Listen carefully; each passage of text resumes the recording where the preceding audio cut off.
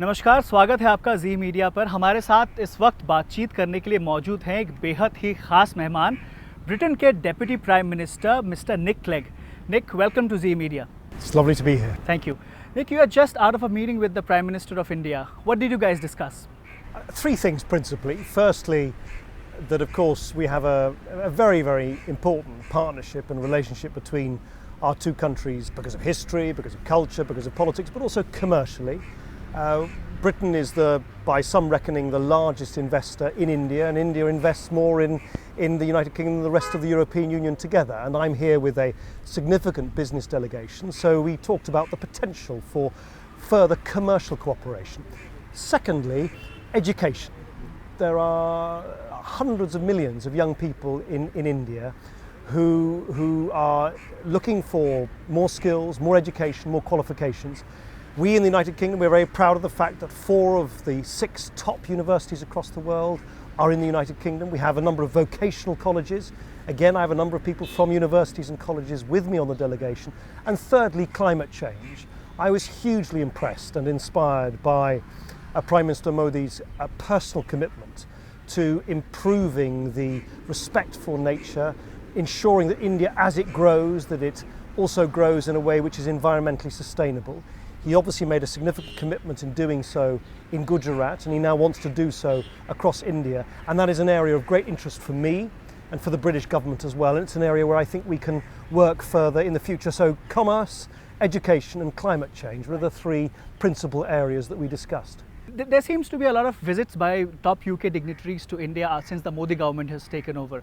What are your expectations from this government? Do you think you can do business more easily with this government? Do you want to actually start early with this government so that the next 5 years or 4.5 years that this government has, you can make full use of it?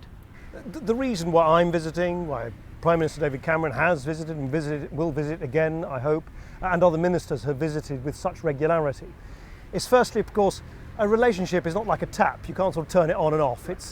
You need the constant flow of communication for a relationship to flourish, and that is why we are so keen to ensure that there is a regular dialogue between us at all levels.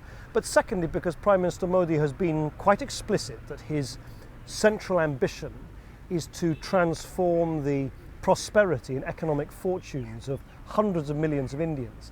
And that is not only good for India and for the people of India, it's also good for the world, because a more prosperous India is a good thing for the whole world, and we want to help in that transformation. We want to be fellow travellers in that transformation, and there are so many areas, whether it's the environment, whether it's education, whether it's retail, whether it's aerospace, whether it's investment in infrastructure to improve the infrastructure of this great nation. There are so many areas where we believe Britain can help, and where we want Britain to help. Right. Mr. Modi would be going to the US for the UNSC in September. Will UK actually help India get a permanent seat in the United Nations Security Council? We have long believed that we do need to transform and reform the United Nations. It clearly is based on a settlement which made sense once but doesn't make sense in the modern world when power has shifted dramatically. So we do want to see reform of the United Nations, and we will continue to argue that a page needs to be turned on the way in which the United Nations Security Council was formed, so that great powers like India can rightfully take their place at the top table. As far as investments are concerned, which are the core sectors that the British government is looking at for investments to come into India and go out of India to Britain? Well, there are a huge range of sectors. As I say, we already, by most objective estimates, Britain already invests more in India than any other G20 country. In fact, the largest single foreign direct investment has come from a British company, from British Petroleum. But there are other sectors as well. Aerospace is a sector which I think is clearly one of huge growth in India. Defence is obviously a significant sector. Retail is a significant sector as more and more middle-class Indians look for new retail opportunities. So there are a range of areas. But it's not just in those commercial sectors. There's also partnerships between vocational colleges, between universities, which I think can be further strengthened as well. Right. तो ये थे हमारे साथ ख़ास बातचीत करते हुए Britain के डेप्यूटी प्राइम मिनिस्टर निक क्लेग।